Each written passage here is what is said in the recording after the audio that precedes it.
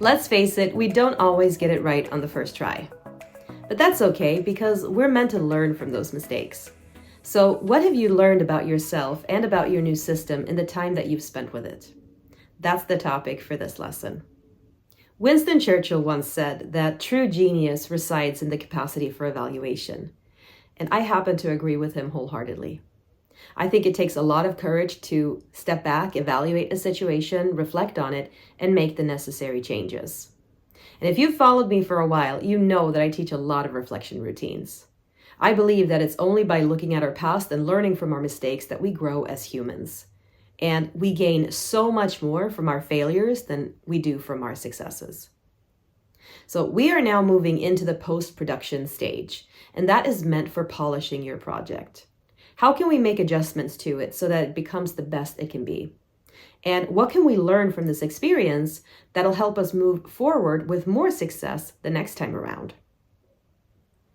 If you have done a good job in the other steps, you are now well on your way to becoming more organized. So congratulations on making it this far. You've done a lot of work up until this point. And you may actually feel sufficiently organized now. But remember that it's not just about getting organized once. It's about staying organized in the long run. And that's a whole different ballgame. So don't wash your hands of this project just yet. We are not done. Don't skip these last few steps because we need to finish what we start. Remember how we talked about the fact that you can't know everything up front? That's why a lot of people get stuck in the planning phase and never take any action. They feel like they have to have all the answers in front of them, and that's just never going to happen.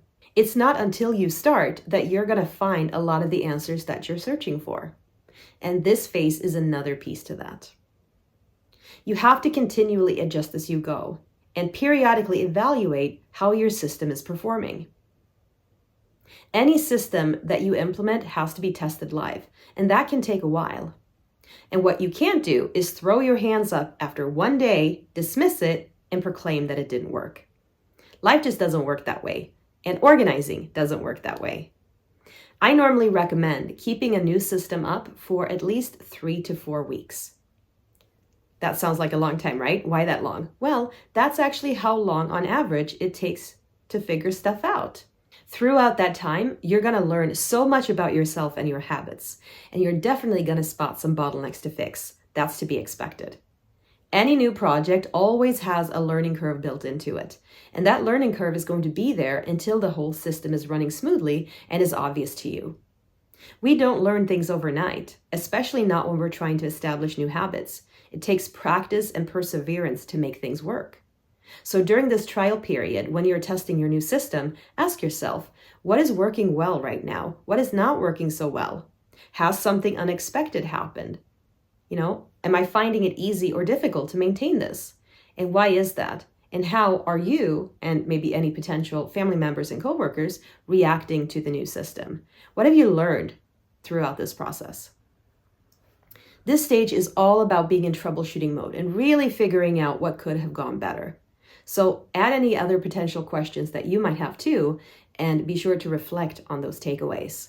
If you do this well, you will have a lot of new information to go on, and that is going to generate new ideas on how to improve the system. And then you can jump on to the next step. More on that in the next lesson, so I'll see you there.